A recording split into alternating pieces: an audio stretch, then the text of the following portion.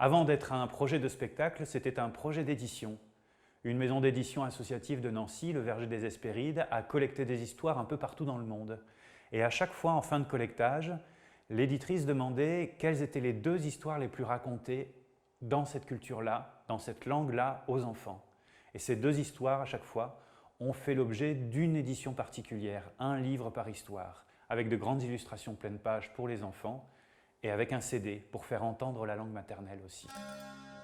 Et moi, depuis 2011, je me suis retrouvé à produire les CD, enregistrer les voix, parfois la mienne, en langue française, en langue maternelle, créer des illustrations sonores derrière, et surtout écrire, composer et enregistrer la chanson. Voilà, 10 ans plus tard, je me suis retrouvé avec une trentaine d'histoires, toutes liées à une chanson. Il y avait matière à en faire un spectacle. Le bûcheron a perdu sa hache au fond de la rivière. Il l'a regardée couler tout au fond en se disant « Mais moi, je suis bûcheron, je ne suis pas nageur, je ne vais jamais être capable de la récupérer, mais qu'est-ce que je vais devenir? Comment je vais travailler maintenant? Comment je vais nourrir mes enfants et moi, qu'est-ce que je vais manger? Mes enfants peut-être? Oh non, non, non !» Et le bûcheron ne savait pas quoi faire, alors il s'est roulé par terre, il s'est arraché les cheveux, mangé les poils de barbe, il a pleuré, pleuré, pleuré, il a fait des bulles avec son nez. Il était tellement malheureux que ça a ému la forêt. Et la forêt a changé sa lumière. Et le bûcheron a entendu se rapprocher de lui un drôle de grincement.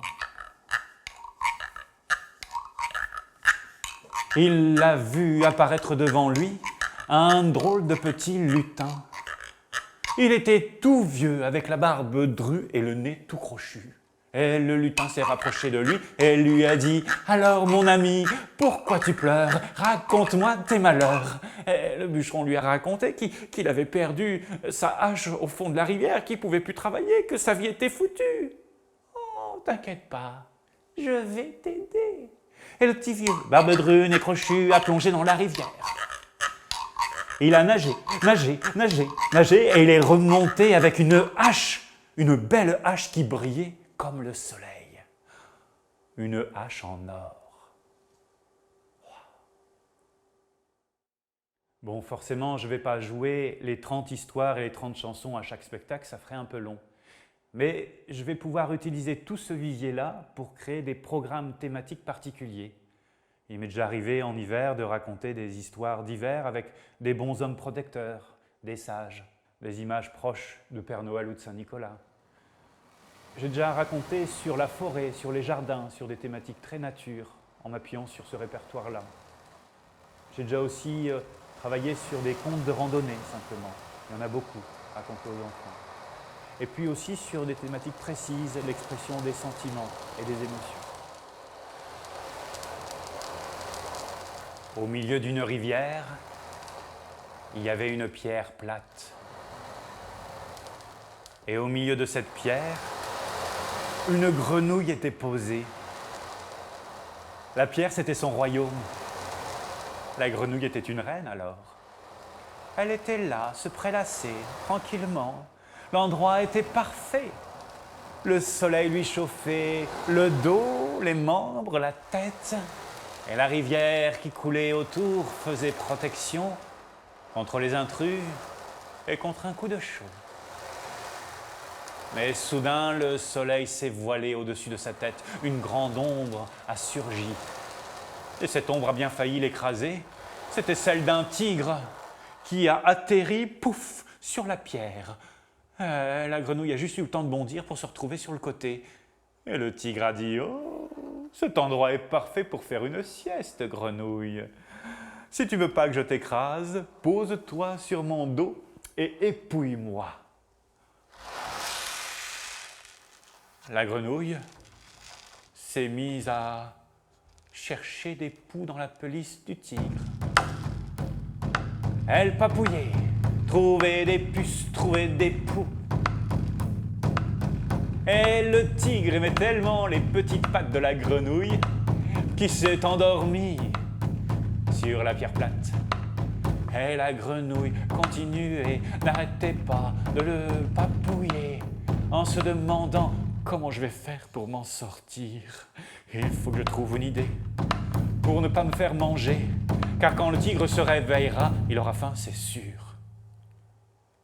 La grenouille s'est rendue compte que des poils de tigre restaient accrochés à ses pattes. Oh, ça lui a donné une idée.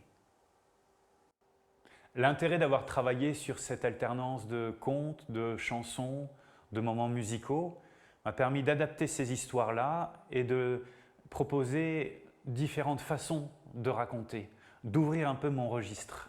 Il y a le parler simple, accompagné d'un instrument, en mettant sa voix au diapason de cet instrument-là. Il y a le parler rythmé, le parler chanté, et puis ça glisse forcément vers la chanson.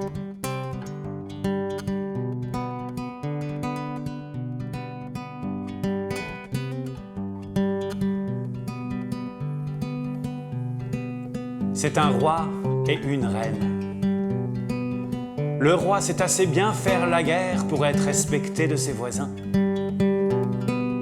Et il est assez juste pour qu'on l'obéisse et que son pays prospère. Alors ils vivent heureux dans leur palais, entourés de gens fidèles. Pour que leur bonheur soit parfait, il ne leur manque qu'une seule chose, un enfant, un prince ou une princesse. Mais la reine fait tout ce qu'elle peut. Ils organisent de grandes fêtes chaque soir. Ils dansent jusqu'à ne plus avoir de force. Alors ils finissent dans un même lit et ils dansent ensemble un corps tout couché. Mais jamais, jamais la vie ne germe dans le ventre de la reine. Alors un jour, elle quitte le palais, elle part dans la forêt pour cueillir des fleurs. En réalité, elle espère y rencontrer une vieille dame qui a réponse à toutes les questions. Certaines l'appellent la bonne fée et d'autres l'appellent sorcière. Mais elle sait que si elle la croise, peut-être que son problème aura une solution. Alors elle part, elle cueille des fleurs et elle espère trouver la vieille dame sorcière qui erre. Trouver la vieille dame qui hante les bois. Trouver la vieille dame sorcière qui erre. Trouver la vieille dame qui hante les bois.